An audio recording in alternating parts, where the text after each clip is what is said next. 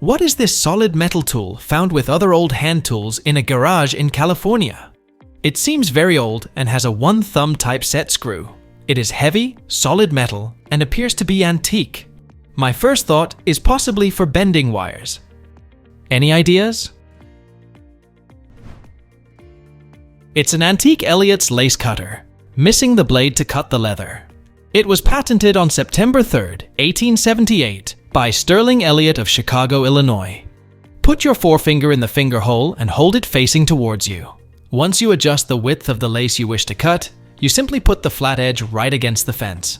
Then you pull the tool towards you, and you make sure you maintain the leather up against that fence. What is this wooden sled-looking thing hanging from the ceiling in my recently purchased garage in Kansas? Approximately 7 to 8 feet long, 2 feet wide, and the wooden poles taper from about 2 inches in diameter to 1 inch, and are made from sticks with just the bark stripped, no finish. It looks handmade with Native American kind of paint and design on the handle area, and the wrapping or lashing looks like rawhide strips.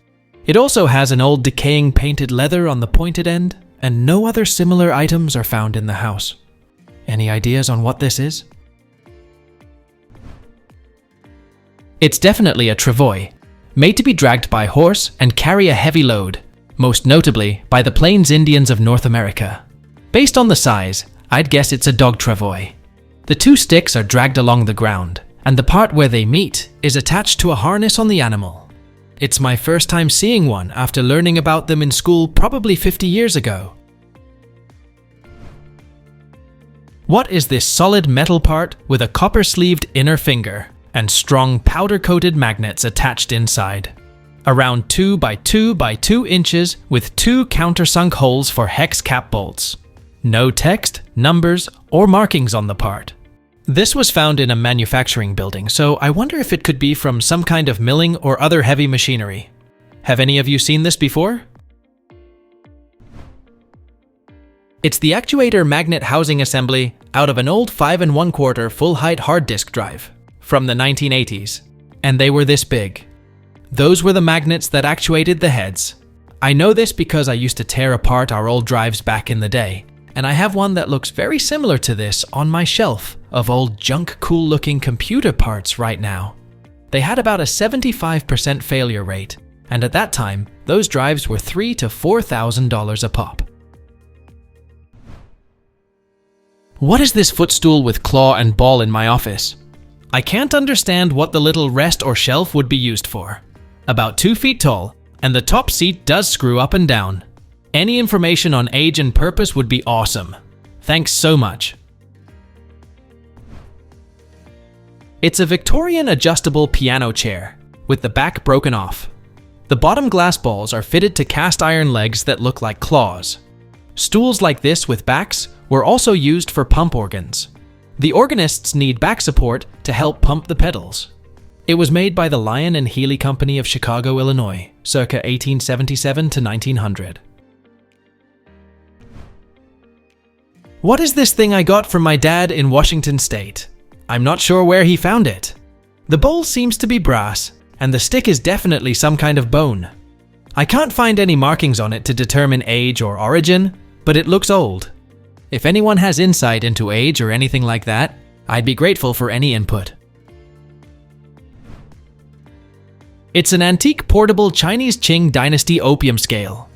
These scales were used in China during the 19th century to weigh herbal medicine, more often opium, and precious metals. The beam is ivory and the pan is made of brass.